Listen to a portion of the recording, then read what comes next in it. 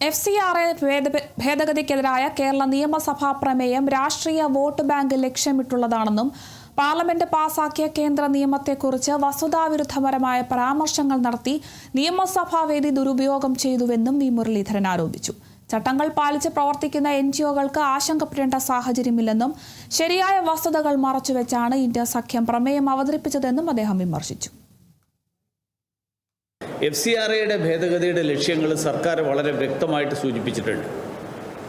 വിദേശ ഫണ്ട് ഈ രാജ്യത്ത് വിനിയോഗിക്കുമ്പോൾ അതിൽ സുതാര്യത ഉണ്ടാക്കുക, രാജ്യവിരുദ്ധ പ്രവർത്തനങ്ങൾക്കോ ഇന്ത്യൻ താൽപ്പര്യത്തിന് വിരുദ്ധമായോ ഈ ഫണ്ട് വിനിയോഗിക്കപ്പെടില്ല എന്ന് ഉറപ്പുവരുത്തുക, ഇതൊക്കെയാണ് ഇതിൻ്റെ ലക്ഷ്യം. രാജ്യ താൽപ്പര്യത്തിൻ്റെ മുൻനിർത്തിക്കൊണ്ട് കേന്ദ്ര സർക്കാർ കൊണ്ടുവന്നിട്ടുള്ള നിയമങ്ങളെക്കുറിച്ച് അല്ലെങ്കിൽ ഭേദഗതിയെക്കുറിച്ച് വസ്തുതാവിരുദ്ധമായിട്ടുള്ള പരാമർശങ്ങളാണ് നിയമസഭാ വേദിയെ ഉപയോഗിച്ചുകൊണ്ട് മുഖ്യമന്ത്രി നടത്തിയിട്ടുള്ളത്.